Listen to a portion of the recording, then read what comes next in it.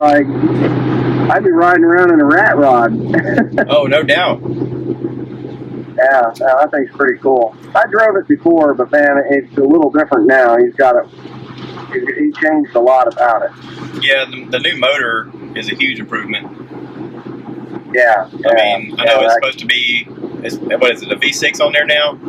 But it's he's got it's a V8 3 or 283 V8. Okay. It's a hot little they're hot little motors. Yeah. Yeah. A little lighter, a lot better valve, a lot better valve action, so a little quicker. Yeah. Things are a little more better. Yeah, I like the videos of him putting it all back together, like breaking it down to nothing and putting it all back together. That was pretty cool.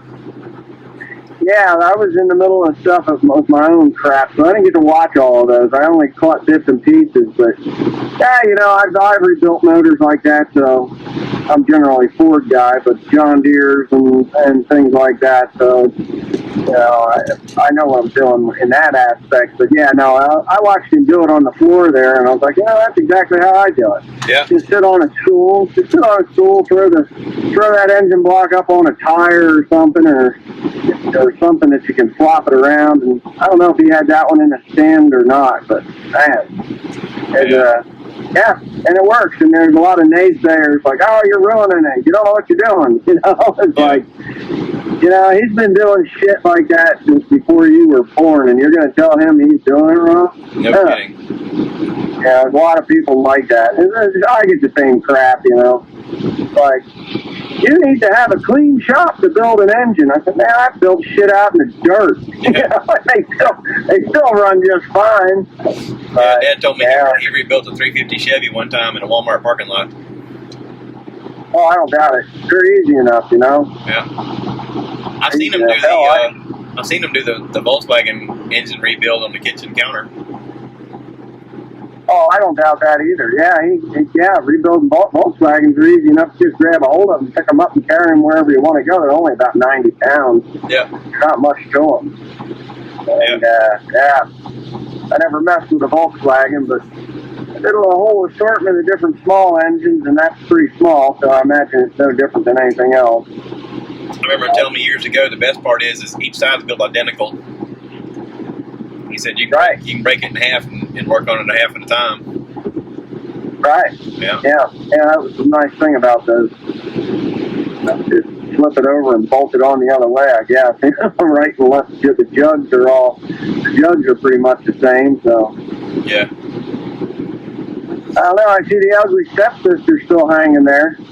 Yeah, it was, I think I understood it, that's going to Luke. Well, somebody was gonna buy it from him for, I don't know, $150 or whatever, and all they had to do was come and take that down. Now, I remember when your dad put that up there. That was a little bit of an accomplishment and a feat to do. Yeah, that was two of us doing that. We welded that frame on the back and hoisted it up there and run a large bolt or two through it and through the wall and mounted it, and then we did a little bit of lights that night, but we just did the headlights that night or the next day or whatever. And then he added on the tail lights later. There's a lot of him going to be left up there. Yeah. He says he's excited about going back to Georgia, but I've been watching his dad since not really long after he started that rat rod build. Yeah. When he started posting, and I didn't watch him for the rat rod. I watched him for the banjos. The rat rod was just a bonus to me. And, I've watched him all that time, and I watched him jack up that house, and you and him build that, work on that building that he put in the back for the motor home and all that stuff. But there's a lot of your dad in that place. Oh, yeah. And I said to him, I said, are you sure you want to do this? He's like, oh, yeah, I'm ready. I'm ready. But I think there's going to be times when he's sitting down in the heat, because it's hot down there. Yeah. And be wishing for those cool mornings of Maine, But well, and this is the perfect time up there in Maine. I mean, this time of year, it's, in the 50s, and then the high is only in the 70s, and you're like, why would you want to be anywhere else? Of course, then the winters make you regret all your decisions of going up there. Yeah, no, I know. Your dad's an interesting soul, I will say. Yep. You know, he's definitely an interesting guy. He told me a little bit of his life story, and I kind of knew it because, you know, I met your dad before, and I was rather blown away. Your dad's a very intelligent man. Oh, yeah. You know, didn't mean he made intelligent choices, but he's a very intelligent man. Well, we're all kind of guilty of that. Oh, absolutely. I mean, 100% absolutely. And, you know, his philosophy of raising kids and mine is totally different. You know, I think he's a little guilty about the way you were raised, but, you know, it was circumstances, and youth will do that to you. That's right. But, you know, but I don't know. I'm actually glad that you and him can actually be friends. You know, after some of the stuff that's happened and all. But it's cool. Well, cool. A lot of it's through prayer from mainly his parents and through life choices. I told him at a certain point. I said, you know, I've learned along the way that I can stare in the rearview mirror, or I can look ahead, and we got to make a choice to look ahead or let it go. And I said, and I'm going to look ahead. And when his dad died, that was really, to me, that was the turning point.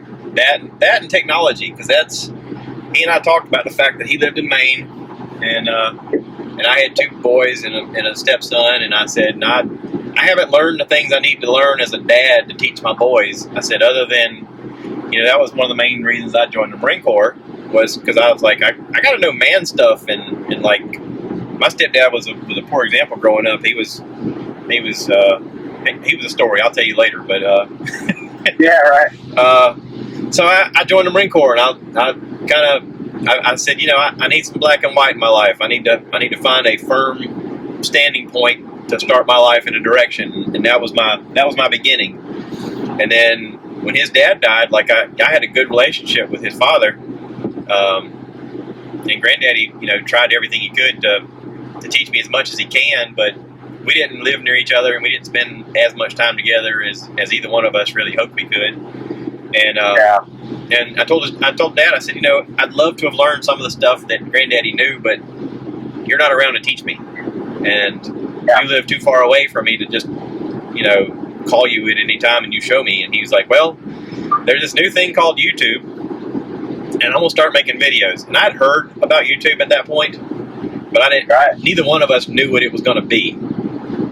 So, you know, he reached out and he said, I figured out how to load this video. And he sent me a video of him, and I think the first video is him working on the Rambler, setting the timing or something, setting the valves. He was setting the valves. And then from there, he just started doing little things. And I said, you know, I need to know, like, how to fix some things, how to repair general stuff around the house. And so he just started making videos, and neither one of us had an idea that back then this is what it would turn into. Like, he called me up one day and he says, hey, I got people writing me that are in Europe, and they're watching my videos of me sending new videos of doing like a brake job on the car, or me sitting around, you know, repairing this window that needed to be replaced or whatever. He says, I didn't know that people was watching this. This is kind of cool. And then it just grew. And I tell people all the time, I was like, he kind of got started when YouTube got started, but his little niche was, in my opinion, sort of ahead of the game. Like, people weren't using YouTube for what he was, but now it's turning into that. Like, now a lot of his tutorial stuff is what people are making the most of. And, and it's entertaining. It's not like one thing. It's everything in life. Like, you want to learn how to build a banjo? I'll teach you. Want to learn how to play a banjo? I'll teach you. Want to figure out how to build a house? I'll show you how to do that. And it's sort of like variety. It's a variety show. He's sort of turned into a dad of the internet. You know, you know, hey, just keep watching, and I'll do something else and show you how to do that too. And he's teaching me, but he's also teaching other people, and that's sort of what my channel has turned into. That's sort of what I've done is I've thought about the fact that me and my kids are not right now together, but I figure at some point they're going to go back and they're going to look at them and go, hey, I wonder what Dad would do in this situation. And I thought, well, if I just record it, there's going to be content out there that they go back and review. And if they're ever sitting around going, I wonder what my granddad would have said, he's got videos up. Let's see how many he's got. Holy cow, look at all the videos. Right. I mean, what I wouldn't give to be able to see one of my grandfathers right now talk about how to do some of the things that they knew how to do back in the day, I think that would be invaluable. So. Well, right, and that's kind of what my thoughts on my channel were. Well, my thoughts on my channel were, okay, I'm a farmer. You know, I got a whole year to show all the stuff that I do in a year on YouTube, and then I'm just gonna hang it up. Yeah. Because there's not. You know, what else can I offer? After a year of posting these silly videos? Is that people actually don't understand what it takes to put food on the table. Yeah. And as far as that, most people are concerned, they can get in their car, or now you can just call it in on their damn phone and have it delivered. But for the most part, when I started, there wasn't none of that, and you just had to get in your car, go down to the grocery store, and food was there. Yep. You didn't have to worry if it was going to be there. You knew it was going to be there. And, it's kind of funny because I go to the grocery store. Even though I raise food and we have a garden and I can kill a cow and cut it up into little pieces, I can't show that on YouTube because they call that violent content and they really don't like it. Yeah, they frown upon that for some reason.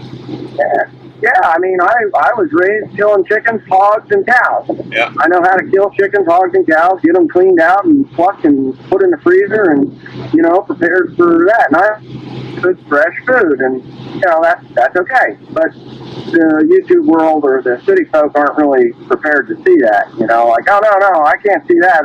It's got to be already in a package ready for me to throw in a pan. Yeah. And, and that's okay. So, but, I did this stuff, and of course I blew stuff up with gunpowder and oxyacetylene and did that kind of stuff, which you can't do anymore.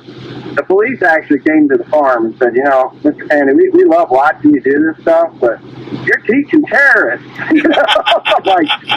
like, I'm only terrorizing my own ground. I don't plan on going and blowing up your place. And he's like, no, we understand, but kind of can't calm that down a little bit and we'll be okay. And they were all right. They were local guys. I imagine the new guys would come down and throw me on the hood of their car and drag my ass into Guantanamo Bay. But, no, I can't do that anymore. But, no, I just had it's a learning experience. You teach people how to do things and how you do it. And maybe the way I do it isn't how they do it in Iowa, which I know it isn't. But and there's a lot of technologies in agriculture that people really don't understand. Like my tractors can steer themselves if I want to. Yeah. I don't have to hold on to that steering wheel. I can set the speed and I can set the road to be straight as an arrow or adaptive curves to follow the curve of the field, and it'll put a seed in the ground perfect. But it's very expensive technology that I don't think everybody needs to have. Yeah. I think it all has its place. And of course, I'm a jackass because I say that, if you're a small farm, you really don't need this. And they're like, well, small farms all need to go because we need production and we don't need people that are gumming up the works. And I'm like, well, that's not really the way agriculture was set up and designed, and people live with animals and they grew their vegetables and food because they didn't have grocery stores and stuff like that. And there are still people in this country that live that way. Yeah. A lot of people get bent out of shape about genetically modified foods, and they don't realize that we've been modifying food since the beginning of time. We've been nonstop trying to figure out how to stop pests from consuming our seeds and how to stop them from eating our crops before they're full and how to make them germinate better and be more fruitful and better tasting. And they don't realize we've been doing that since the first people were like, wait, what if we mix this seed with that seed or plant these crops near each other? What's going to happen if we do that? Like he was showing that I watched that video that you had the other day of your neighbor or the buddy you have that has the Egyptian corn. And you had some of the hybrid corn that was yellow and white, and because it cross-germinated. Of course, you could tell that because it had germinated across that the mixed was a little bit smaller corn kernel than the white one. that other that he had was the size of your arm. I was like, good Lord, that's some big corn.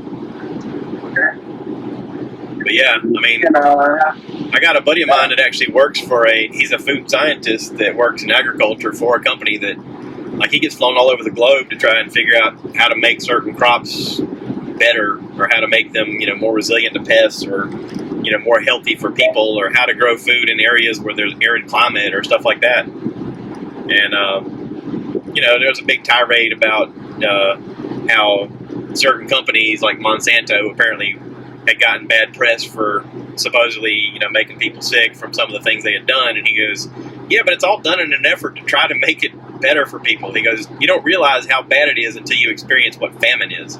He said, there's still places in this world where famine is real. And he's like, we're still trying to fight the fact that people are starving to death. Right. I've been to those places, you know. The Philippines, I go to the Philippines, and when you go there, you want to see poverty? I will show you poverty. I will show you places where if you had 4 grains of rice, they would beg you for them. That's how hungry they are. Goodness. You know, and there's a lot of food in that country, but there's a lot of starvation in that country, and it's sad to see, but you know, you see it, and you come back to this country and you kiss the dirt because there's a vast majority of people that never leave the country, and they sit and whine and cry how they're oppressed and everything. Well, I'll show you oppression. I'll show you places that you would really have an issue with. If this ain't one of them, you know. Yeah. This isn't one of them. I mean, you may not like your local politician. You may not like the way things are going in politics, and I agree on a lot of it. But you know what? There's worse places in this world that you can be. Yeah. And you know, and burning down your town because you're not happy because, I don't know, because you're just not happy. Well, that's not smart. Well, I think it's a perceived life versus what you're living. It's commonly phrased the Instagram versus reality life.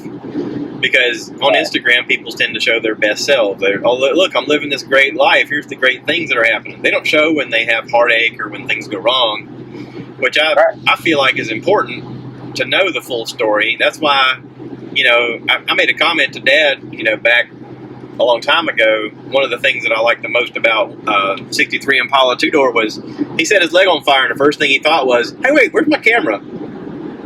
You know, he took time while his leg was on fire to then get the camera and go, will you look at that? I'm working away, and all of a sudden I feel something behind. I look down, and his leg is still on fire the whole time he's talking. And he's like, hey, Mom, I'm on fire. And I was like, I told Dad, I believe my leg is on fire. I told Dad, I said, this is the best video I've ever seen. And he was like, I know, ain't it funny? And I was like, yeah, but he had the presence of mind to go, you know, everybody shows their best side, but let me show you when I make a mistake. Yeah. And I told Dad, I said, it's important to show these mistakes. I said, people need to know that sometimes we aren't perfect. I mean, there is that element that all the time people are like, you should do this, you should do that. Why didn't you do it this way? And I told him, I said, I'm going to make sure I make content when I do where I show things I did correctly, and I'm like, hey, it worked. And then if I screw it up, I'm still going to put the content out and go, wow, I really screwed this up. There's now a slowdown on I-20. Yeah, that is important. That's one of my pet peeves. I took a Volkswagen, or not a Volkswagen, what the hell was that? A Subaru engine. Yep. We bought a new short block, and guess what? It failed. I showed that it failed.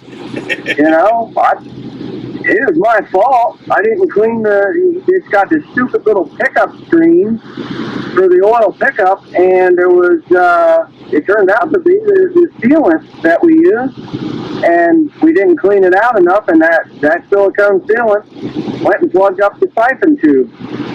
Wow. And that we spun bearings. You know, I took a brand new Subaru short block and turned it into an aluminum piece of scrap. And yeah, it was only $1,100 mistake. And you know, of course, the kid, he was my stepson. Well, I never married his mom, but I raised him for almost 10 years of his life. And as a matter of fact, I was talking to him just a little bit ago. You know, I was his dad, and and he was really disheartened. I said, well, kid, you know what? There's failures in this life, and there's successes in this life. We successfully failed. You know? Yeah. And he looked at me like, yeah, but I just paid $1,100 for a short block. I said, don't worry about it, kid. I'm going to get you a new one. Yeah. And I went and I bought him a takeout motor that was out of a BRZ Subaru, because that's what he had. And I got this takeout motor, and I said, look, we're going to see if there's any oil leaks or anything, and we'll seal them up, and we'll slap that bad boy in there. He says, all right, that's fine. I paid $3,200 for that motor. So he paid $1,100 for a short block. I paid $3,200 for a complete engine. But we got to spend some time together, because I don't see him that much. We got to spend some time together putting an engine in a Subaru BRZ, which is a pain in the ass. Yeah. You know, I think they're a pain in the ass. You can't even get your fingers down alongside the valve covers to change the spark plugs in that without taking the motor out. Yeah. It's crazy, but yeah, we did it. And you know what? That car's been together for 2 years already. I think it's been 2 years already or more, and he's still running the hell out of it. Loves that car. So that motor was good. Well, but we failed. We bonded, and we put a new one in, and life is good. And like you said, the best part of it was he got to have the experience, because no matter what happens from that point on, he's going to remember the fact that, oh yeah, we did this thing together, and I got to learn some stuff along the way and hang out and figure some stuff out and realize that, hey, sometimes you make mistakes, and if I make mistakes, it's okay, because the people I look up to make mistakes too. I mean, that's important. But people have to learn that. I mean, in general, people have to learn that. A lot of times people are like, what do you mean I got hardship? I'm not built for hardship. I don't know how to handle adversity. Well, you're going to have to, because that's how life is. You know, you're gonna have things you don't plan on. Well, there's a lot of channels out there that focus on strictly the best of the best, and even in the farming community, the biggest farming YouTube channels never, ever show when something fails. Yeah. Never. And they get like, they're at 500,000, 600,000, 700,000 subscribers. They don't even edit their own videos, you know, and that's fine. I'm not jealous, but you know, what kind of aggravates me about that is, well, why don't you do it like this guy's doing it? Why don't you do it like that guy's doing it? It's like, well, if you want me to do it like that guy, why don't you just watch that guy and delete me from your subscription? Yeah. I'm okay with that, you know. It's all right. Yeah. No skin off my ass if you don't ever watch me again. But, you know, how about you just watch me do this, and then you'll see the successes and the failures. I've had people say, you know, your tractors are junk. So-and-so's never break. Because, well, they do break. They just never show that they break. Don't show it to you, yeah. No, they don't show it. I mean, it's just minor wear and preventative maintenance. Yeah, I got a maintenance list that's about 4 miles long, and you know, I've got a lot of tractors, big heavy iron that gets used almost daily. Whereas some of these other channels, they're grain farmers. You know, they start them up in March. You know, make sure they're ready to go by May. They plant their crop. They're done by the 1st or 2nd week of June, planting and spraying, and then they go to the lake. And that's the end of it. Yeah. You know, mine start up in, I don't know, January, and they don't shut off until January. They just go. You know, so of course things are going to break. I put a lot of hours on stuff. And, yeah, well, but you know what? I keep doing it because I like doing it. I keep editing my own stuff because I like the way I edit it. And I don't want to hand it to somebody and say, here, edit my videos, and then I get a video that I don't agree with because somebody else did the job for me. And you know, I'm sure you're that way too. You can put in and take out whatever you want. But, yeah, you know, and that's the way it goes. A lot of people, Dad does the same thing. A lot of people have the mentality of less is more, and I'm sort of the mentality of put it all in there because it's all real, right, and let people pick and choose what they want to watch, because if they don't like it, they can just skip through, because they're probably going to skip through anyway. Yeah. You know? 6 or 7 minutes and they're out. 6 or 7 minutes, they're out. That's it. Years ago, whenever Dad started that channel, he made a comment that, oh yeah, I'm watching this guy's videos and I'm watching this guy's videos.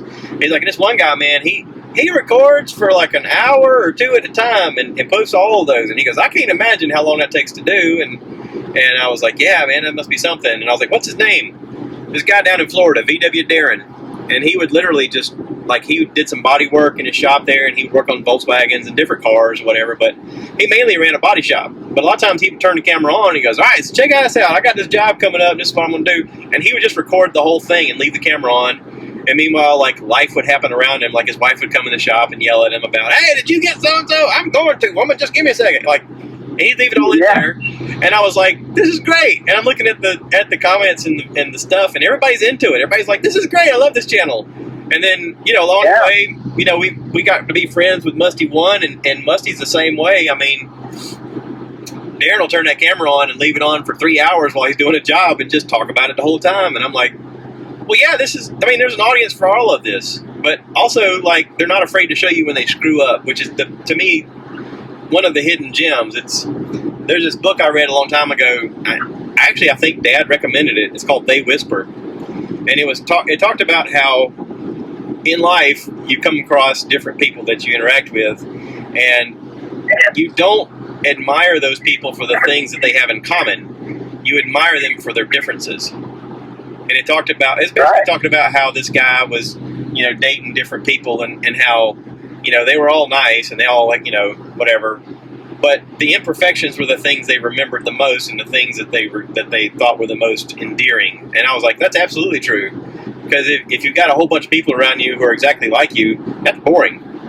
You kind of want people that are completely different. That way you can talk to them and have interests and have something interesting to say. And then you value them when you come into contact with them. And you learn from them. Yeah, exactly. Yeah, you do. You learn. And the funny thing is, you know, if you talk to somebody that agrees on everything that you talk about or know, you don't learn anything because you're in agreement on everything. It's like, oh, yep, that's how I would do it too. And I like it when somebody says, you know, I saw the way you did that, but if you did this, this, and this, it would have been faster or more accurate or whatever. I was like, oh, really? And then the next time you do the job, you try it, and you're like, oh, yeah, that's cool.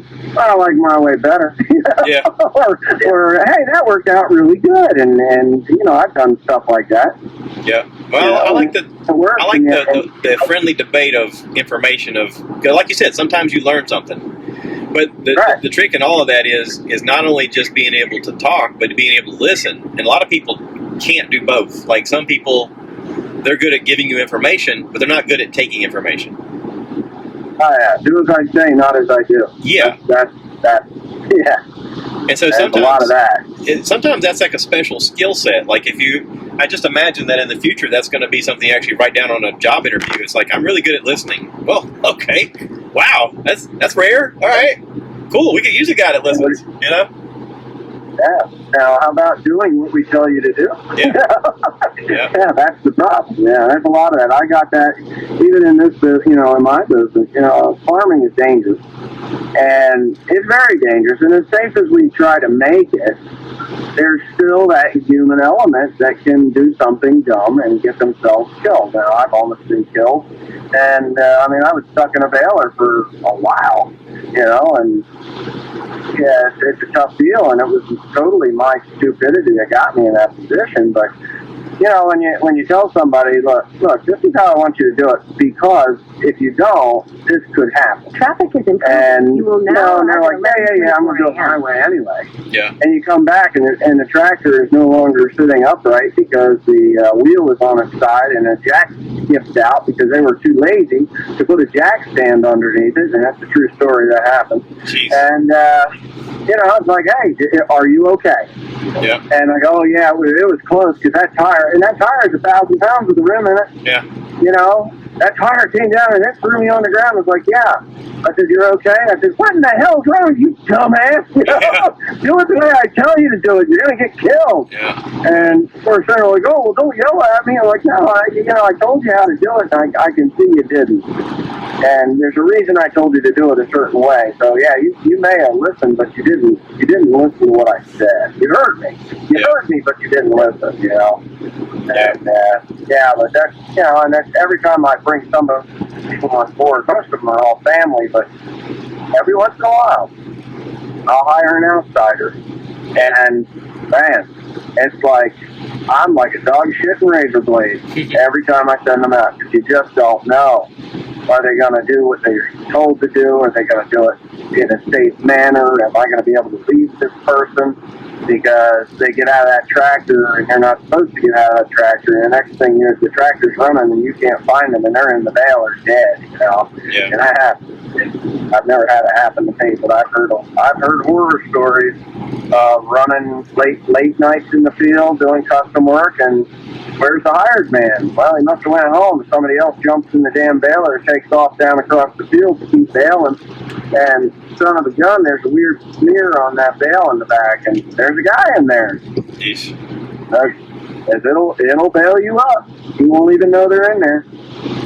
And the good part about that is the fire department doesn't cut your baler in half to get the body out. They just push you on through. But, man, there's crazy things that happen, and that's the one thing that I always worry about when we're doing these custom jobs, is somebody going to get in there. Yeah. What it is. Hopefully they're not. I mean, your job, you drive truck, and your dad says you're safety coordinator now, which is cool, right? I'm a trainer. I work with safety, basically teaching these guys how to run around as safe as possible. Yep. They come in to us, they know how to drive, and they might know how to deliver doing some other job, but they've never delivered food or maybe never delivered with us, and they have to learn the process and the paperwork and the right procedure. And I on a regular basis teach a defensive driving class where I go through and basically just re-enterize all of the things that they're supposed to already know, but they're sort of hone in on some stuff they should pay attention to. A lot of it has to do with following distance, and we have a big thing about being on the phone while you drive, holding your phone. Not supposed to do that. Oh shit, did I hit the button? Yeah. What did I hit? Oh. No, I still hear you. I thought I hit a button I wasn't supposed to. Yeah, there you go. So hit the wrong button. Yeah, some people, because we have cameras in the truck, we have litigation involved in accidents, and one of the first things they look at is they do the drug and alcohol test, and then they look at the camera footage and go, was he distracted while he was driving? So if they're messing with their phone while they're driving, then obviously you're distracted, you're not paying attention, you're partially at fault, or mainly at fault. It just depends on the situation. So we try to discourage them messing with their phone while their truck is going down the road. We do have the Bluetooth ability, if you do the one ear, so that you can still listen out for, emergency equipment or whatever the case may be when you're driving. You can hear out the sounds of the truck and stuff like that. But we still, on a regular basis, lose people because they're messing with their phone whenever they, have an incident happen and phone in hand, and it's like, all right, well, we got a policy here. This is for insurance reasons. We can't have you doing this. So I'm supposed to reiterate that kind of stuff and help them get better at finding ways around it, and, being smarter about if they use their phone, how they use their phone, that kind of thing. But we do use our phones for GPSs, and we have customers calling us and salesmen calling us and the plant calling us all the time, and it's like, okay, there's ways you can do this where you're not in trouble and it's safer for you. I don't want you to get hurt, So I'm constantly trying to figure out ways for them to do that. And also, some people are just not good at following the simple directions of their GPS, or they're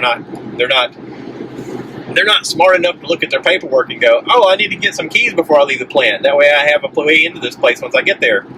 So they go out and work stuff, and then they show up and they go, I don't have a key for this. Oh, I see on my paper now it says key drop. Well, you're an hour away or you're 2 hours away. You don't have a key, so that's on you, buddy. You got to figure out. Wow. You got to figure out a way to work around it because you didn't plan ahead. So I feel like I reiterate and say the same things over and over again, and just hope they listen. And that's sort of why I started the podcast, because I was like, I have conversations with some pretty interesting people on a regular basis, and I feel like I'm saying a lot of the same things every day, but nobody's listening. And I was like, when that whole podcast thing started for me, it was literally me just going, I got a lot I want to say, and I got to get it out of me, because otherwise I'm going to go crazy. And my wife was like, I don't get it. And I was like, I know, I don't either, but I got to do it. And I remember sitting on the couch and trying to think up a way to, like, the name for the podcast and all that stuff. And I looked at her and I said, I'm going to turn one of those bedrooms into a podcast room. And she goes, no, you're not. And I was like, all right. And here we are. I got a podcast room, and she's doing episodes. And yeah. I catch a few of them here and there because I generally listen to my machine. Yep. You know, so when I'm in those tractors, I'm not listening to anything. I'm listening to the machine. Yep. And once in a while, I'll throw a YouTube video up, like if it's 1 o'clock in the morning or something, and I got to wake up. I'll stop and I'll watch a video because you're right. Even just running a tractor and listening to something, you are distracted. And my guys don't get that. They're just like, oh, well, I got a headset on. So I'm like, yeah, and I hear well, my nephew, he busted off almost he busted off 86 teeth in the pickup head on the baler. Jeez. 86 out of 100. Oh, jeez. And that's how. And I said, you didn't hear that? He's like, no, I didn't hear it. I said, you have got to be kidding me. I said, I heard that. I was running the other baler. And I said, I heard that when I went past you. And he's like, well, I had my headset on. I'm like, well, 86 teeth. It took him a day and a half to fix that thing. Yeah.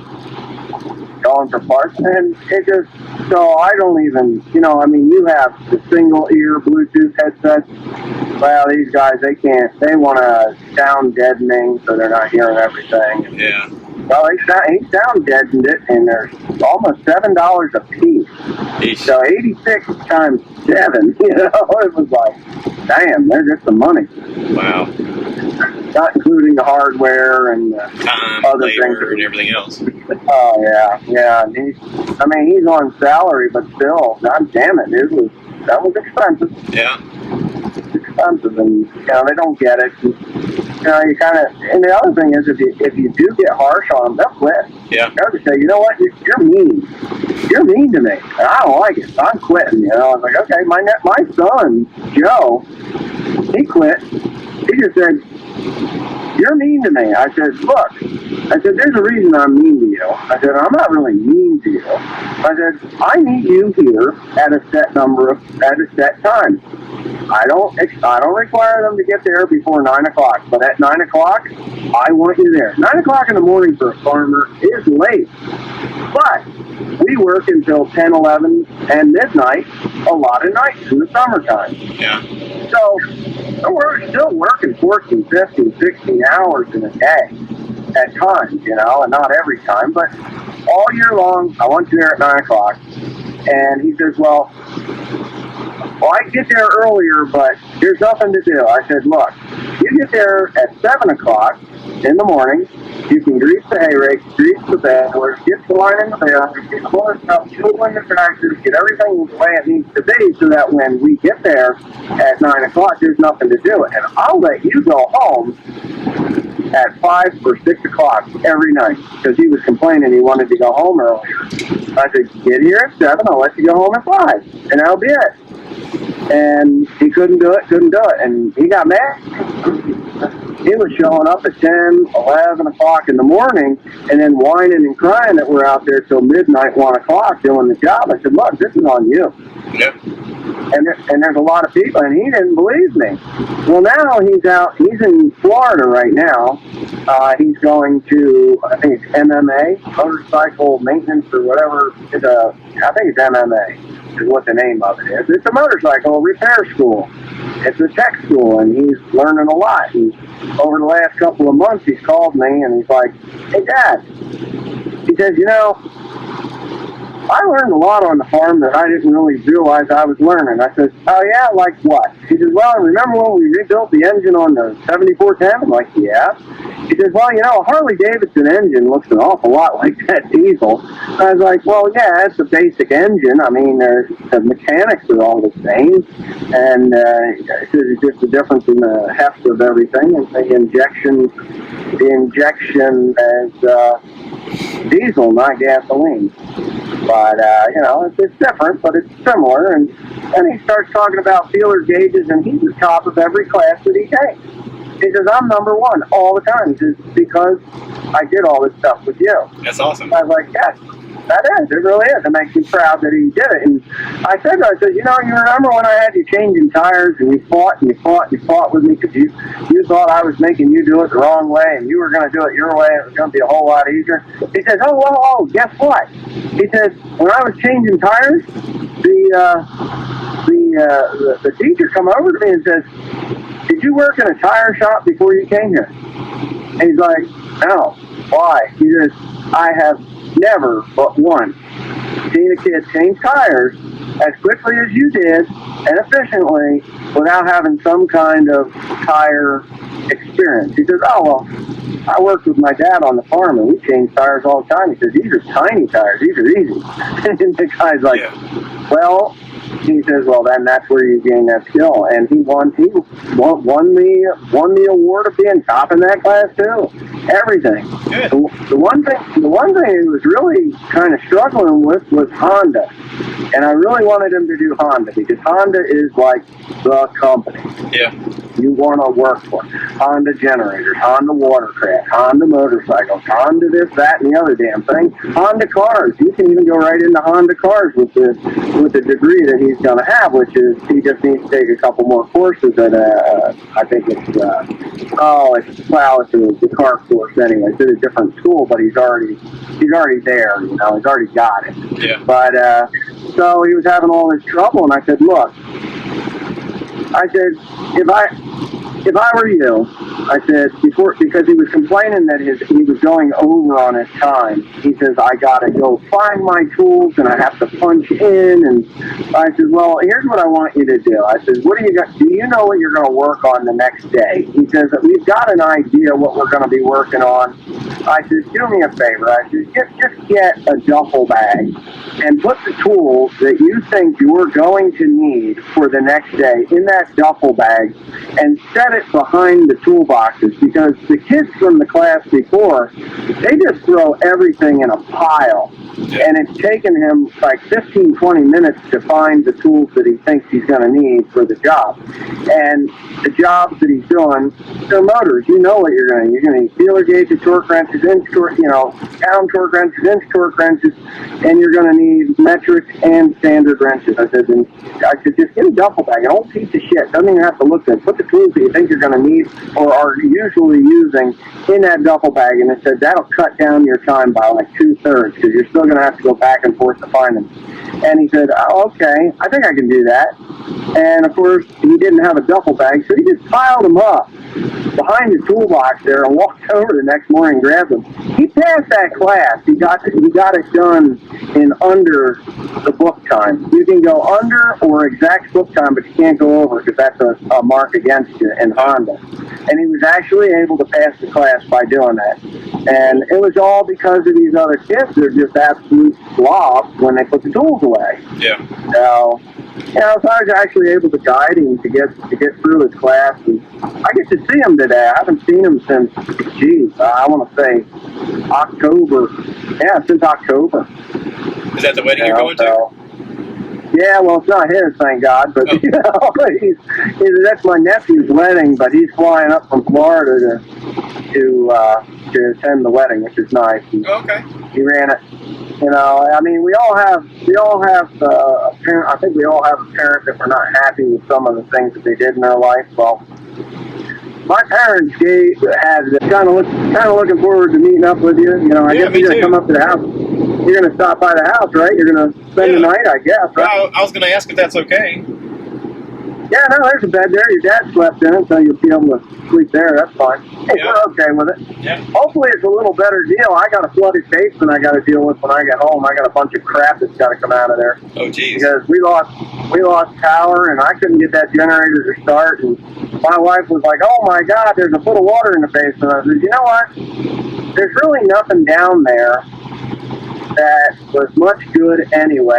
I've been pack ratting this crap away, but not at my house. So, and she's like, yeah, I guess you're right. Anything that held any value was up on shelves, so that's okay. So it's just a bunch of old crap that I should have got rid of a long time ago. Now I get to clean it up now. But yeah. What's your ETA? What are you thinking? When are you gonna be up? So I'm going to Atlanta right now, and then I'm gonna be leaving Sunday. Okay. My plan is we've gotten together in Atlanta before, and normally what we do is we have to check out by like 11, and then normally what we do is we check out and then we go find somewhere to eat like a late brunch, and then we go separate ways. Well, I've already looked at it, and from where we're going to be to Dad's place in Georgia is like 2.5 hours. So I can be at his house at like, I don't know, 2 or 3 in the afternoon, something like that. And then I'm going to go over to Paula's and meet up with her and get that trailer and go ahead and hook it up. And I talked to Dad about possibly just staying at his place there in Georgia. And he's like, oh, yeah, I'll tell you where the key is, and you can turn the AC on and hang out. And I figured if I kind of hang out there and just rest, I'll probably get up early in the morning and just get on the road, because I've already looked at it because we were talking about coming up from Dad's place to yours, and I think it's right at 12 hours. And, you know, if I wake up early, I could probably be at your place by dinner time. So, you know, it might not be a bad idea. Yeah, my wife will cook you up something good. Is it you and Dolores, or? No, it's just me. My wife started a new job this year, and she don't have enough vacation time, so she's like, you know, I'll talk to you every evening, and good luck, and be safe, and all that stuff. But this is just a me trip. Yeah. Okay. So no, that's good. No, that's all right. Yeah. If you're I think I figured out what's wrong with your dad's truck. Yeah. And, well, you know, I go to bed at night and I dream about things that I should know and why it won't start. And I'm pretty sure that the wire that goes from the coil to the center of that distributor cap has water in it. Oh, yeah. And it is resisting that spark. Because that spark would only jump, it should jump an inch, but it would only jump about 1/8 of an inch. And if it has to jump 1/8 of an inch from the rotor to the gap, and then jump the gap of the spark plug, it may not make it. It might find somewhere else to jump to inside that wire, and it was submerged. Yeah. But and I know that there's fire. I took that rotor and I held it within 1/16 of an inch down to the spark plug, and it fired that plug. So I'm pretty sure it's just a wire, a spark plug wire or a coil wire. So I'm going to change that. I'm going to change it and drive that sucker out of there. Yeah. Well, I talked to Dad on the phone not long ago, before I called you or whatever, and he said that, you know, the experience of, you know, almost drowning and getting rescued and riding with you and, you know, spending all day in the junkyard trying to get the truck fixed and all that. And he said I didn't realize how just mentally exhausted I am until this morning when I woke up and I thought, you know what, I'm not doing nothing today. I'm gonna sit here in my pajamas. And I was like, yeah. He's like, I just realized I haven't had a second to emotionally like unpack what just happened. And I was like, yeah, I kind of felt that way about him. He hadn't processed the fact that his truck was literally about ready to be swept away into a guardrail, and with him in it. Yeah. You know, I mean, I know he was nervous as hell. You can tell in the video, the longer it took, the more nervous he got. And you know, I didn't get to see that until yesterday morning. I mean, I lived of the video, but yeah, you know, you just don't realize, and you know, you do get to that age. What is he, 67, I think? And you know, you get to that age. 68. He's a year older than Mom, and I'm 20 years younger than Mom, so he's 68 right now. Okay, so he's 68. Yeah, all right, yeah. Well, so 68 years old, and you know, my dad is 73. Yeah. And you know, my dad got COVID when my grandmother died. As a matter of fact, he got COVID before we put my grandmother in the ground, and then his eye went to the wall. He had kind of really bad stuff. And they didn't know it was COVID because there was no COVID test. There's no way of testing for it. Yeah. And they're like, no, you've got this stroke of the eye. Your blood pressure must have spiked and all this stuff. And he's like, no, I don't think so. But anyway, they pretty much determined that he's got the antibodies, or there's a protein in his blood that he had blood work done about 2 months ago. And that protein in his blood, it says that's consistent with people that have had COVID-19. And, you know, which is whatever, is what it is. But he has become more feeble. I say feeble. I shouldn't say feeble. He's my dad and I love him and I don't want to see anything happen to him. But, you know, I can just see his thought process and his ability to process bad things that happen it bothers him more. Yeah. And, you know, it takes more of a toll mentally. It's mentally exhausting to have that toll taken on you. So, well, that's expected. You know, for me, yeah, but for me, I mean, I deal with bad shit every day. Yeah. I mean, I wake up in the morning, I'm like, please, Lord, don't have anything break. And I'll go and, you know, something that costs like $5, $6, $8, $10, $12,000 will snap in half, and you know, you're like, oh, okay. All right. Let's unhook that. Let's unhook that and hook it to something different, and we'll get going again. Or let's weld that, and we'll weld it back together and make it work until I can get the $5, $6, $7, $8, $10,000 part, you know, or whatever it is. Now, my dad, he never did like nobody likes when that happens, but he was never really able to say, okay, here's the problem, let's get it done, and that's it. He always was like, shit, we're going to have to get somebody to figure this thing out so that I can keep working, and I'll go do something else. And, you know, and that worked. I mean, it worked okay, but it was expensive. Yeah. And, you know, when you're hiring someone, you know, when you hire somebody to work on your truck, you can have a $25 part cost you $500 to put in, which drives me absolutely bonkers. I can't do that. I'd rather be like, well, I don't care if I got to tear this thing halfway apart to put that $25 part in there. My time is cheap. But when I got to pay $115 an hour for some knucklehead that knows less than me to do it, Yeah. No. You know, so that's one of the reasons I picked out this truck. When I went to buy this truck, I looked it over all up and down, and I thought, okay, everything looks like I can get to it pretty easily. So if something breaks, I want to be able to get to it. Like, that was my whole reasoning in looking at this truck, because I was like, looks like I can get to everything. It's like, even something simple like oil changes, people don't realize, but you know, a lot of times you can't trust somebody else to do your oil change because they don't do it like they're supposed to. They don't put the right oil in, or they don't put enough oil in, or they put too much. I mean, something simple like that. Or they don't even change your filter. They're just like, yeah, you're good to go, you know, and they're saving themselves $1 and charging you 12 and, you know, 20 or whatever. And or they forget to tighten up the drain plug, or they cross thread the drain plug. You know, I've seen that's what happened to my stepson's CRZ Subaru. Forgot to tighten up the drain plug, and he drove that thing from Flemington, and the drain plug fell out, dumped all of his oil, and that's what spun his bearings in the original engine. oh, geez. And it was all over that. And you know what they said? They said, we never forget. We've got a checklist. He's like, yeah, but that doesn't, that doesn't explain the fact that the drain plug is no longer in the bottom of that engine. Yeah. And the oil's on the ground. And I told him, I said, do you want me to come over and take care of it? He said, no, I don't want you to get arrested.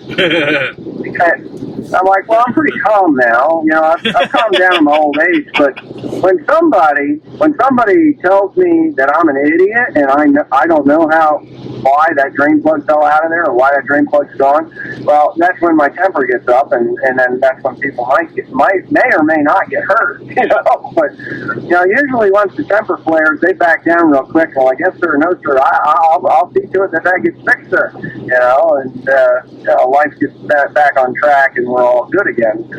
I can be like Dr. Jekyll and Mr. Hyde, and I don't like that, but I really don't like when Mr. Hyde comes out, because that's when I lose control, and I really don't like losing control. And I've scared a few people in my lifetime over my temper. I try to keep it calm. You know? Yeah, that's like when the kids were younger, when they were teenagers, they would give my wife a hard time sometimes, and I would say, listen, did you just need her to tell you the same thing she told you because it comes from my voice? What makes it different? Are you afraid that she's not going to tell me and then I'm going to be more pissed off later? I said, just imagine when she tells you to do something that's coming from me, because if I come around the corner, I'm swinging at all three of you. I don't care. Yeah, all three is going to be regretting it. That's right. Well, you know, my wife's short. She's only 4'11", and they were teenagers, and they were all taller than her. And I'm sure their conversation had gone around of, what's she going to do? It's just her. He's not around. Yeah. And I said, you do realize I live here. Like, if I come home and she's like, this is what happened. I said, there's going to be hell to pay, and I'm coming in the door swinging, and I'm going to end it quickly, but I'm not going to be making friends along the way. I said, just, if she's asking you to do something, she's not asking you to do something crazy, just help her out. Like, this house needs all of us to help out, you know. But it's like that. It's like some people just need to hear it from a different tone of voice. She'll ask me questions sometimes about something, and if I have a different point of view, I go, did you just want me to agree with you with your voice and coming out of my mouth? I said, years ago, you told me that you wanted to be with somebody who wasn't a yes man. I said, I'm not a yes man. I said, I'm going to tell you my opinion. I said, but if this is one of those conversations where you just wanted to hear your own opinion and echoed back to you, I mean, just tell me what to say. I'll say it, and then you can go on about your day and be happy. And she gets frustrated about that. And I was like, listen, it is what it is. I mean, I don't care one way or another. Whatever. A lot of the arguments we have is about nothing. I'm just like, you know, it's not an argument. It's just a disagreement. And I was like, I tried to teach the boys along the way. I said, you know, in life, you're not always going to agree with everybody. But it's important that along the way you understand how to disagree properly. You don't degrade one another. You don't, you know, jab whatever you shouldn't. You just have a disagreement about the thing, and then you sometimes have to listen and go, "Oh, well, maybe I've been looking at this wrong." I said, "You got to be able to have that skill in life." I said, "But you're going to come into contact with people a lot of times who aren't going to listen at all, and there's going to be times where you got to stand up for yourself and you got to say, listen, this isn't right, and I need you to do the right thing." I said. And that's hard to do. That's hard to do as a person, but it's also hard to teach your kids how to do. But it is one of those life lessons. It absolutely is. Now, my wife is from the Philippines, so I've got that, you know, she speaks English very well. She was taught English in school, but it is not her first language. And there is an understanding of that language that is a little different than mine, you know. When you say something, if you're like, wow, you don't have to be so mean to me. I'm like, no, I'm not being mean. I'm just telling you, this is out. Yeah, but your tone of voice. Oh, okay. I'm so sorry. Maybe you misunderstood how no, that's not what I meant at all. But that language barrier, and she'll say things, she gets he and she confused or backwards, and you're like, you know, and I kind of feel like I got to correct her, but I've learned that I know what she means, just let her go, you know, don't correct her, because then it makes her feel like, you know, that I'm thinking that she's dumb, and she's not dumb. She's a very intelligent woman, and unbelievably intelligent, but yeah, just that language barrier that we had, even though she speaks English, she doesn't understand everything I'm saying to her. Yeah. And, you know, when she speaks in Tagalog, now, I understand a lot of Tagalog. I can understand. I can't speak it very well because my tongue is not, it wasn't raised in the Philippines, so she makes fun of me over that. But I can listen to her conversations that she has with her mom, because her mom lives with us, and it's okay. I love her mom. Her mom is great. And, you know, she's just a church mouse in the house, you know. She's quiet. She does dishes and just goes back to her room and does what she does in there. She does crochet stuff and really neat stuff. But, you know, but when she talks to her mom, she speaks so fast, I can't understand what she's saying in Tagalog. And I tell her, I said, sometimes slowing down means speeding up. And she's like, well, what do you mean? I said, well, if you slow down and in your English or even your Tagalog, your mom will understand you, and you don't have to repeat yourself, because she gets real frustrated when you make her repeat what she says. But she says it so fast that you just are like, huh? You know, and she's like, are you deaf? I'm like, well, yeah, I got 2 hearing aids in, but let me turn them up, and you say that again, you know, and she's like, and she'll say it, and I'm like, huh? You know, because she's going too fast.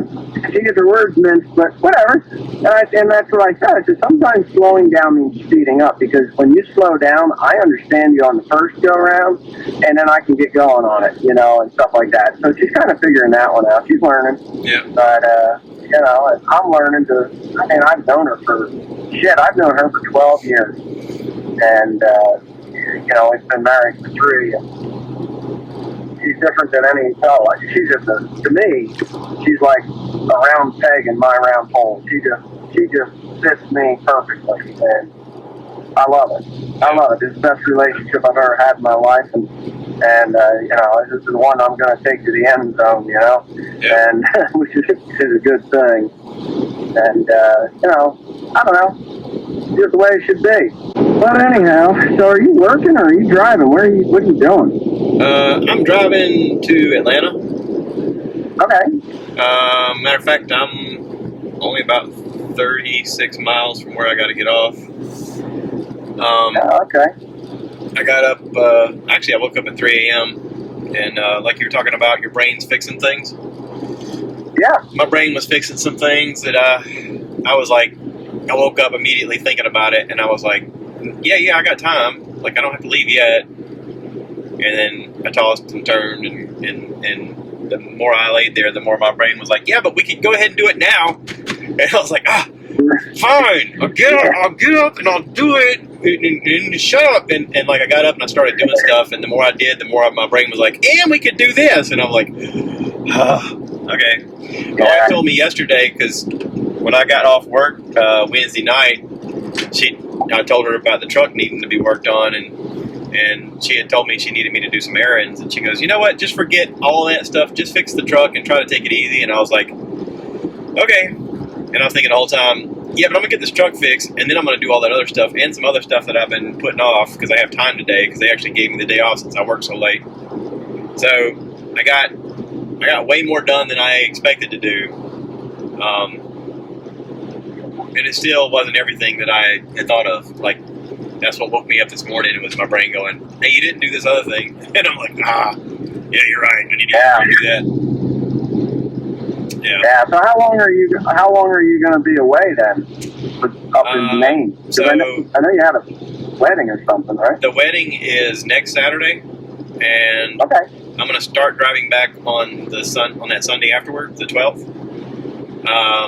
And my thought was, kind of drive somewhere halfway-ish, and then finish up on Monday, because I've done that trip straight back before, and it's really awful. Right. It's one of those that you can do, but it's no fun. You get about... Yeah, it doesn't... I mean, I've left Dad's at 2 a.m. before, and at about noon, you're like, all right, so I'm in Virginia. I can make it home. And then you don't realize how far you are from Florence. Yeah. You're like, come on, it's just a couple more states. And at that point, you're hallucinating, and your brain's like, off, and you're just like, I just got to find a place to pull over. But then you feel guilty. You're only like one state away, and you're like, but it's only like 6 more hours. Oh, I know. It's just hard to. I told my wife, I said, I am going to break that trip up into 2 days somewhere. I don't know where, but I'm gonna figure it out. I can't do that straight through. That's just too rough. Well, you're welcome to come up, and if you want to spend the night on the way back down again, you're more than welcome to do that too. I don't mind. Well, I appreciate it. That might be a plan. There's a bed there, and yeah. I mean, it's no big deal, and we got food. Trust me, we got food. My wife is we prepare for long term. There's meat in the freezer, there's chicken, and you'll even get some Filipino food. Oh, good. Yum. Yeah. My buddy's mom. So when you were in the Marines, where did you go? Where were you in the world? Mostly just in Southern California. I was in between Desert Storm and Desert Shield, and then the holes and the stuff with the Black Hawk Down. So I was sort of in during peacetime, and so I kind of just hung out in Southern California the most. We did. We were part of the base closure effort that was made after the Cold War ended. I got sent to 3rd Marine Air Wing out in Irvine, California, and that base was set to close. And we moved from there to Tustin, and then that base closed. And then I moved from there to Escondido. They moved the Navy out of Escondido to White Plains, Nevada. And so Escondido is where they shot the Top Gun movie. It's just outside of San Diego. And from there, I got married, had 2 kids, and divorced within those 4 years, and was going to re-enlist as part of a package for a promotion and I got to kind of choose where I wanted to go next. And I was in the works of doing that. I was supposed to go to Kenya to work at an embassy, and I was looking forward to that. I was like, man, this is so cool, because I know a lot of people had been to Okinawa and Germany and stuff like that, but I didn't know anybody that had ever been to Kenya. And I was like, man, this is so unique to this MOS that I've got an opportunity to go there and work. And I was making efforts in that direction, and I found out that my ex-wife was not taking care of the kids, and to the point that her mother and her sisters were calling me saying, you got to come home and take care of the boys. She's not. And I made a decision to get out. When I came home, like, it wasn't long after I came home that she split for 3 years, and it's a whole Jerry Springer thing. But I lived it. Trust me, I know all about it. I know the Jerry Springer threesomes and all kinds of crazy crap that goes on with that. If I had stayed in and gone to Kenya, 2 months after I came home, someone walked into that base and killed everybody with a bomb. Whoa! So, if the multiverse is real, there's a version of Josh that was the end of his story right there. Yeah, the multiverse. I listened to your podcast the other day, and I'm kind of looking forward to that Spider-Man movie. Oh yeah, me too. That looked really good. Yeah, it looked really good. On Disney Plus, they did right now Marvel's doing a What If series, and it's talking about how Loki in the Marvel universe, supposedly broke the timeline, the sacred timeline, and they're showing variations of things that could have happened in different timelines. And the What If series it's a short little animated thing, but it's like focusing on, what if someone made a different decision? What would have happened to this character in this scenario? And the one that came out this past week was about Doctor Strange, and it was basically about him trying to manipulate time itself so that he could save the woman that he loved. But he's told by the Ancient One that if he does that, it's going to break an absolute of time, and he can't break this absolute, because if he does, then he's never Doctor Strange. And so he can't be the one that changed. Like, it is an absolute that has to happen in order for their world to exist, because he's the reason that they did exist past Gormangu. And so there's this whole interesting storyline of how he's separated into two separate selves in the same universe, and one of his selves goes down this rabbit hole of trying to manipulate time and to his own demise. It's pretty interesting the way they did it. But it is definitely one of those shows that animation is the only way they could properly show you what they want to tell you, because there's no way they could physically show you all this stuff. It was so interesting the way they did it. Yeah, it's kind of it's not a new concept of what they're doing there with that. Yeah. You remember, and I don't know if you've read a lot of books when you were young, but I didn't read a lot of books when I was young.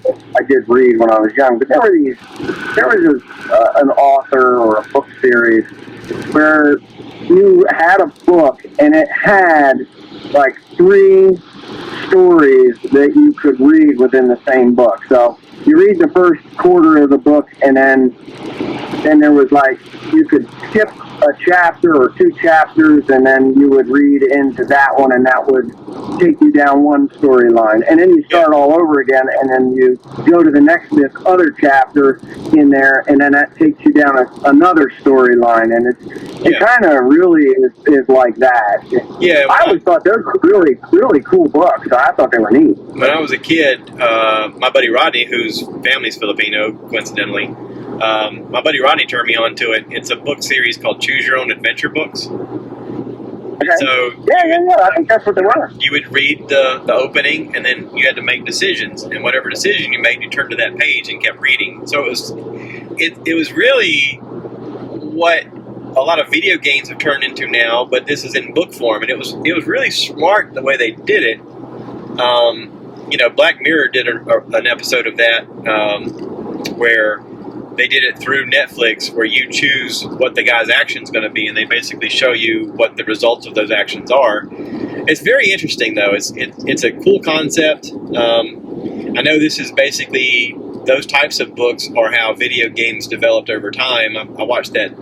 There's a neat special on Netflix about about video games. I forget the name of it, but it just came out last year. They talk about the history of video games, and one of them was based on a book series where basically every choice you made had a different repercussion. And that's sort of how they got the idea for adventure-based video games. They just had to figure out how to do it in visual form versus not just text.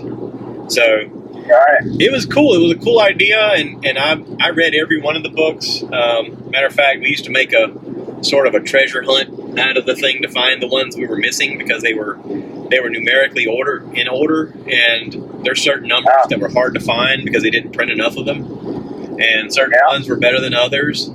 And you know, for a teenage boy, that was kind of fun to read. Right. Yeah.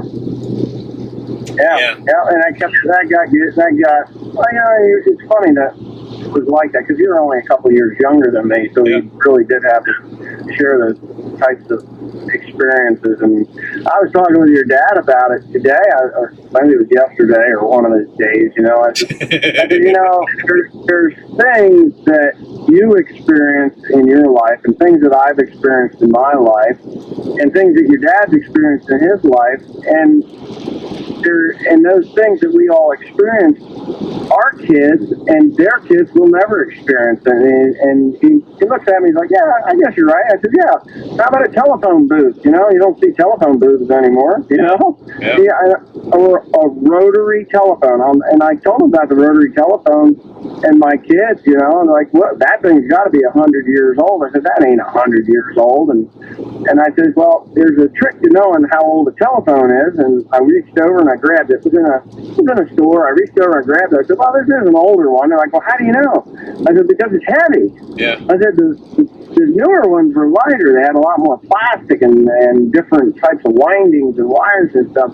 I said, but there is a way to tell how old it is, and I can guarantee you it's not 100 years old. And they're like, well, how old do you think it is? I said, well, I think it was made somewhere in the late 60s to the mid 70s. And they're like, oh, really? I said, yeah. And this was a long while ago, but anyways, I just took that handset and I unscrewed the speaker side, and there's a date on every one of them. They stamped the date in them. And 1973. I go, oh, well, that's old. I says, it's a year newer than me. You know, but yeah, 1973. How about that? I was born in 72. The phone's not even in black and white. How about that? Yeah, that's right. Not even in black and white. Yeah, well, this one was a black phone. It was black, but oh my God, my well, kids. Think about like, kids today may not like my grandson right now is 5, and by the time he's old enough to handle money, he may never actually handle physical money. Oh, that just doesn't. That ain't right. But yeah, right. I hear you. I know. I get you. I mean, but like, you know, just like you're talking about the telephone, there's certain elements of life that you go, yeah, but you're not going to know what that's even like. And the telephone's part of that. I mean, obviously, I went by a place recently and they had a payphone outside, and I was like, whoa, what special efforts did you have to do to get a payphone put out here, and why? Yeah, right. Nobody ever uses it. Yep. But yeah, well, how about you know, you're using something that you know, a map, a paper map. Yeah. Where do you even get a paper map anymore? You know, it's not only that, GPS. but I mean, if you saw my rig set up right now, I've got a video recorder recording me us talking. I guess I was gonna ask you about putting this on the internet, but there's parts we can take out, obviously. But I got a video recorder recording us. I got my GPS looking at me, and I got other things on the dash telling me various and sundry things that are coming up. And I'm like, oh, this is that moment where I sometimes film myself filming myself making a video, because other people go, how did you do that? And I go, well, let me set up another camera and I'll show you. And it's like, I don't know. I got my brain is part of, like, I want to learn, and then I also think, how can I teach someone else what I'm doing? Because they're going to ask, how did you do that along the way? And so I'm all the time thinking of, how would this look to someone else, or how would they get it set up if they wanted to do it? Because that's one of the questions I had about your setup whenever, because I look at a lot of your videos when you're in the tractor and you're doing the YouTube live. I'm like, okay, he can read people's comments, so he's doing it somehow where he's got the thing set up with the comments on the side. And I've done some YouTube Live, but I can't see the comments if I do it in landscape mode. So it must be an iPad, or it must be a tablet form, or maybe a laptop or something like that. And I was like, that's one of the things I got to see how he's doing, man. I got to see it firsthand. No, it's just my iPhone. Okay. They come up. Yeah, they pop up. I think it's just a setting in there. Okay. And I set it so that you could read comments. But yeah, they kind of come up through, and yeah, it's just an iPhone, and the only thing that I have on there is just a basic holder. That's it. Yeah. And my live streams don't do very well anyway, because people don't want to see that. They want to see a more structured video. But yeah, I mean, I like live streaming. For the most part, people like what's it called? A small story. You have here's what we're going to do today, and you have this is how we did it. This is the complications we had. This is how we figured it out, and now we're going to land the plane, and this is the ending. Ta-da! There's your story. Yeah. Like you have this story arc that people expect, and they get plumb mad at you if you don't really have a plan. They're like, what was the point of this video? And I'm like, I don't know. I just felt like recording some stuff. I just woke up this morning and opened my mouth and words came out, and you got to watch it. There you go. Yeah. My favorite is like videos I made 10 years ago, and people are like, well, why didn't you do it this way? And I was like, yeah, hang on, let me build my time machine, and I'll go back in time and tell myself that I should do it that way, because that sounds like a good plan. Well, you've been making videos now for quite a while. I remember when you got your drone. Yep. And you did these drone videos, and everybody was getting a drone. Yep. And I had them, Yep. I had the big drone, and that thing was a piece of shit. But I was like, man, I paid $1,300 for this piece of shit. It crashed in the third flight. Oh my God, that had a mind of its own. It just woke up one morning and said, what? See you later, and took off. Yeah. But and I still have a drone. But when you stood up and you said what nobody was willing to say, and nobody wants to see your drone video. Yep. And I'm like, it can be incorporated into a video and be well done, but for somebody to just get a drone, take off, and edit over top of it with a voiceover over that drone footage, nobody watches those. Nope. Nobody wants to see that crap. Nope. And I was like, Josh has got this right. He's right. 100% right. I got that from Casey Neistat. I actually put that clip in there because he was the top YouTuber at the time, and he said, I've just come to the realization, no one gives a shit about your stupid drone videos. Yeah. He was like, he goes, and I drone video all the time. He goes, no one cares. He's like, nobody cares. And I was like, you're right. I don't even care. I'm watching my own video, and I'm like, this is boring as hell. What the hell am I looking at? Yeah. Or you look at it, and the coolness factor wears off really quickly. Yeah, absolutely. You see one drone video, you've seen them all. Yep. It's kind of true. It's kind of like dicks. Once you see one dick, you've seen all the dicks. They're the same. Yeah, right. Well, as far as Casey Neistat, I don't even think he's on anymore, is he? He's not doing much at all. He's concentrating more on his family. That's a good thing to do. He's doing valuable stuff. He's doing other people's podcasts now and just talking about what he learned and his experiences. He's still teaching. He's doing these webinar things or these in-person conferences where he's teaching people how to do what he knows how to do. Right. But he had to take a step back because it was costing him his marriage, and he was like, "I'm taking this seriously." And now he's got 2 young kids. His son Owen is in college or out of college, just graduated college. But he got 2 young kids, and they just moved from LA to Texas. So they're in transition, and he sort of turned over his audience to his brother Van, and Van is fascinating. Van Neistat is a very fascinating guy, and he's sort of the Yoda of the storytelling ability. I find myself just watching his videos and then having to turn it off and think about it. Like, he may post a 15-minute video and then I'll think about it for 3 days. Really? Yeah, he's got good content videos. I mean, I look at it and I go back and I turn it off and I think to myself, God, I'm lazy. What the hell? What's wrong with me? Why can't I tell a story like that? That's so amazing. Right. Yeah, I don't know. I've never seen any of his videos, so I don't know.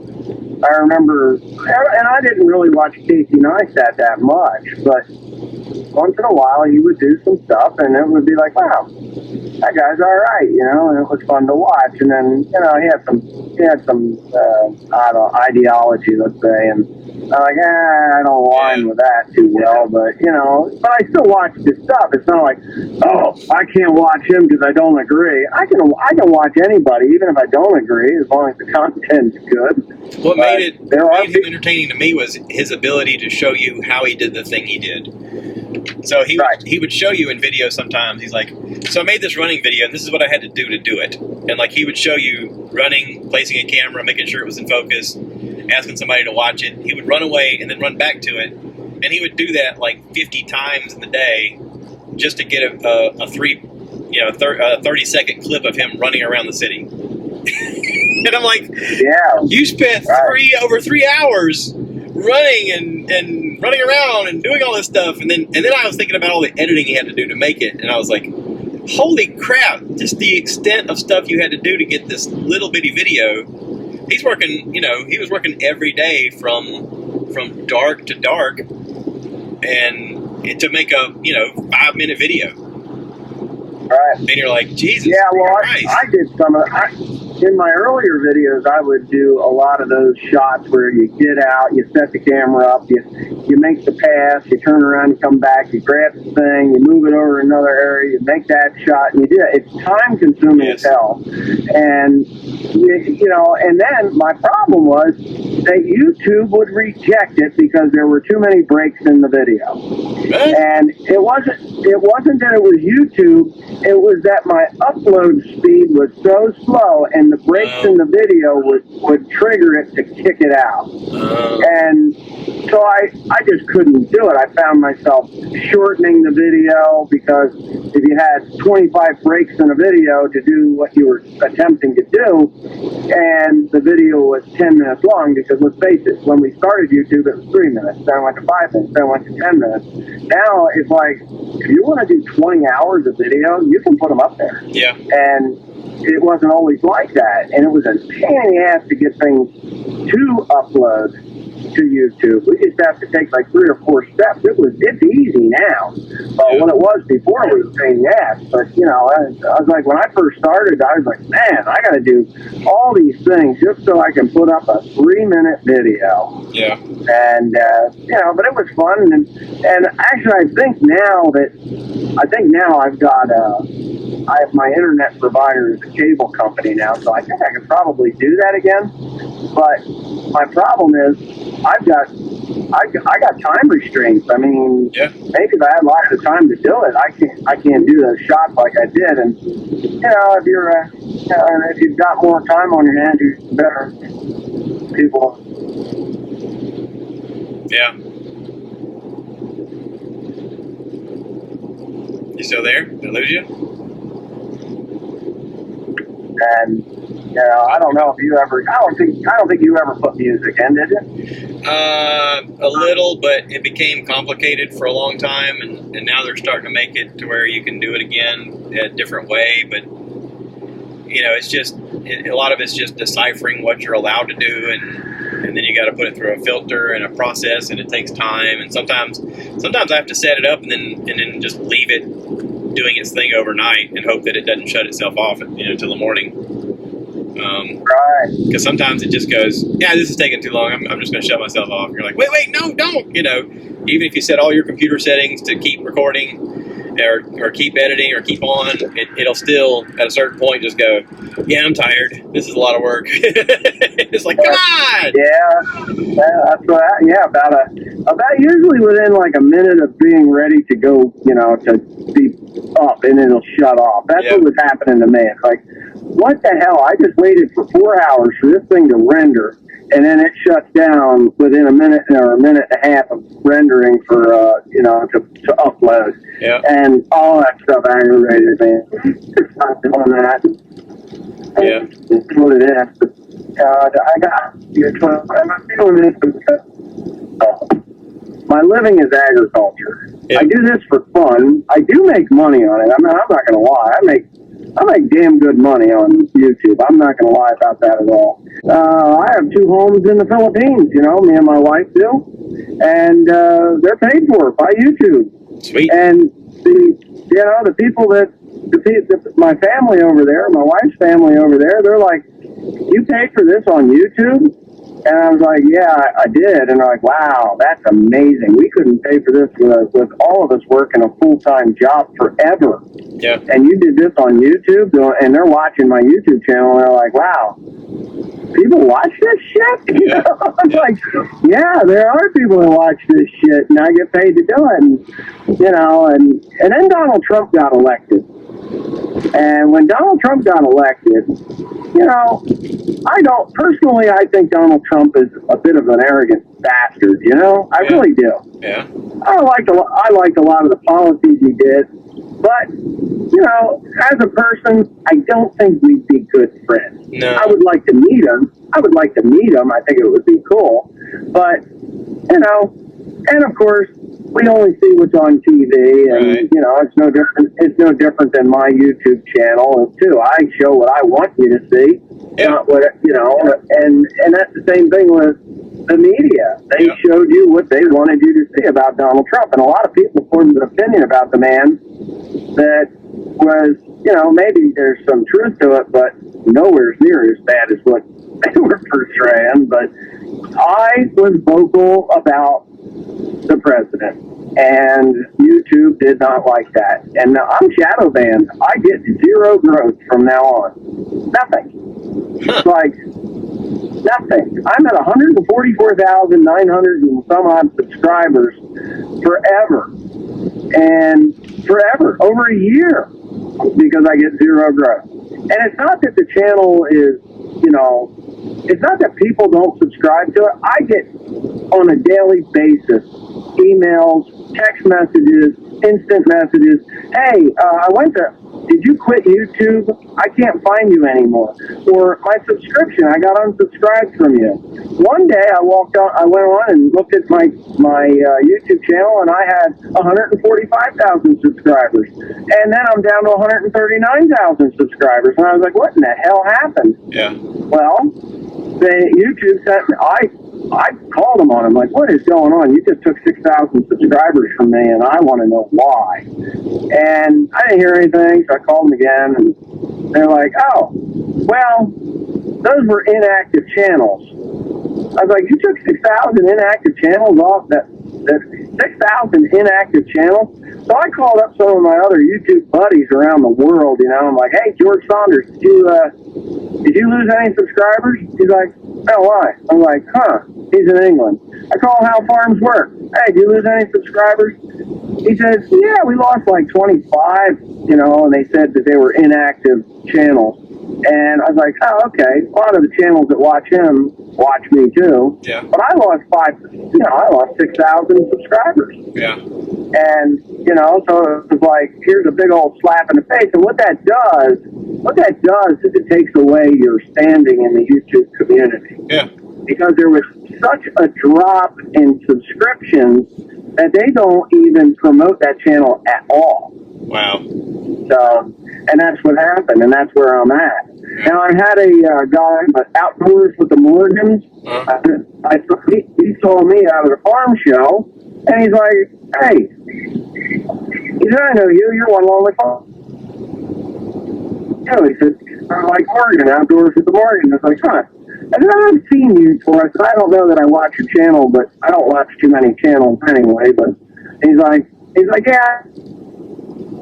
And he says, I booth over here in the 110, and I saw you walk by, and I wanted to track you down because I said, do you want to be in my video? I was like, yeah, okay, cool. I want to be in your video. And so I I did like a plug, and William was just upset. He was like, I'm 3 years old and I want to go home. You know, that's it. Yeah. So he was being unruly, and, you know, we had the little interview, and it was fine. And all of a sudden, I get 250 some odd subscribers in one night. I was like, what the hell happened? I told him, well, you know, in the last, Elizabeth? Yeah.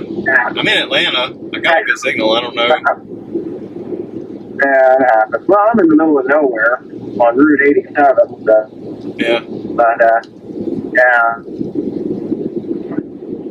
Over the last 2 weeks, those subscribers have all went away, which they might have It's possible. flatline in subscribers the whole entire. Yeah.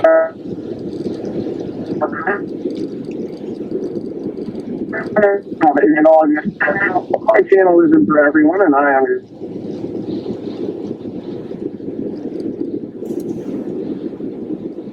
I lost you again.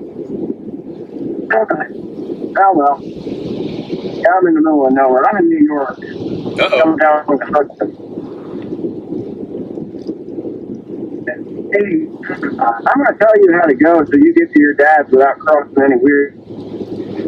Yeah, I'll call you when I'm heading up to talk more about how to do that. And that was Wesley. That was One Lonely Farmer. I'm going to shut this off now because I got to pay attention to what I'm doing. Thank y'all for listening. Thanks for subscribing. Please remember to rate, review, subscribe, share with your friends. And as always, cue the cow. Moo, baby.